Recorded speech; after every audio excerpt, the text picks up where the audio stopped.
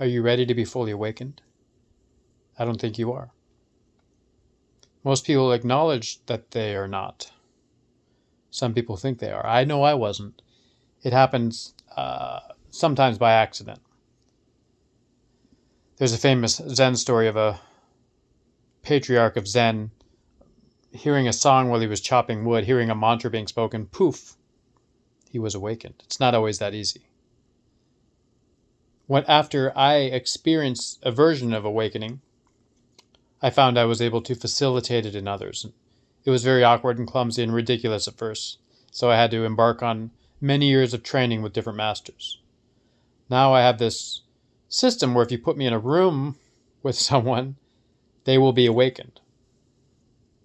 Awakened to new layers of life. There's not a finite place of awakening you can reach. I remember, for instance, when I felt my feet for the first time. I was 30 years old and I cried tears of joy. And like you, I didn't even realize I hadn't felt my feet before. How could you not feel your feet? They're part of your body. And once you fill in any of these gaps of a lack of awareness, there's an explosion of consciousness and also of energy that courses all the way through you. So in feeling my feet for the first time, I felt alive and whole for the first time. You can do this through many parts of the body. The feet are important oftentimes because trauma, as Peter Levine says, sweeps our feet out from under us. And I've experienced that to be true. So as you reclaim your feet, it allows that energy to run back down.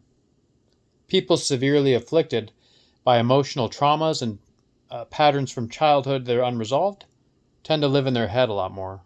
They'll sort of endlessly ruminate about things and keep themselves caught in loops. There are some ways to get out of those loops. And I show the system in such a way where first I deliver a lot of the tools, and then the next level of engagement, we meet in a room somewhere and explode the final barriers. So you will be awakened. So don't get to that point if you're not ready. And I guarantee you're not ready. However, that's the way it works. You don't need to be ready. You need to be willing to go into the unknown. Because how this shows up is different for everyone. People find love. People change careers. People embrace the lives they already have.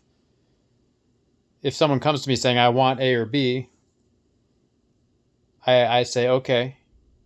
And in my mind, the divine intelligence is going to bring us, once we clear the blockages, it's going to bring us and you what you need.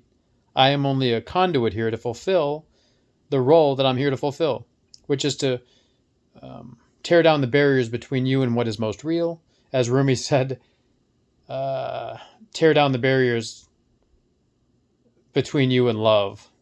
Tear down the barriers you've built up against love. Everything else falls into place.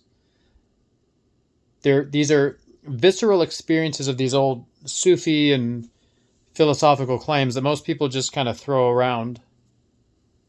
They obviously know they're attuned to the fact that there's truth in them.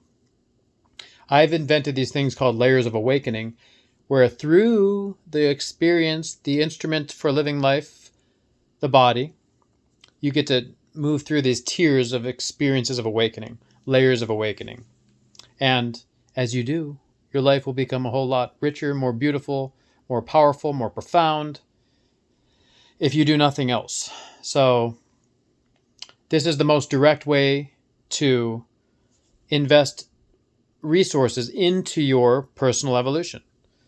And I don't have a lot of followers on social media. I've sort of been shadow banned and blocked and blacklisted. These are very dangerous and revolutionary ideas here, because if everyone goes through this process, the world changes dramatically, and people are a lot less likely to be falling into control structures. So that's the beauty of what we do here. Now, of course, realistically, only a few people are able to enter this journey, and that's okay. I entered it in a crash course by breaking my neck in the ocean. Having to heal that pulled up all these loose threads. I had to uproot all my old traumas, and I saw how intimately connected everything was. Now I try to spare people the broken bone, the broken core, to link them back to the core wound through other catalysts. Often they're relationships. Sometimes there's something else. So, welcome to Philomela. I call this program Philomela, which is nightingale in Latin, and it's loosely translates as a love of melody, though it's complicated. And I heard a bird song after awakening, and when I heard the bird song, I knew that I was different, like the listener was different. So that's the link to that naming of that. So welcome. I'm glad you're here. If you want to see if you're a candidate for this process, either comment Philomela in the comments or message me, and we will see. We will see. Good luck.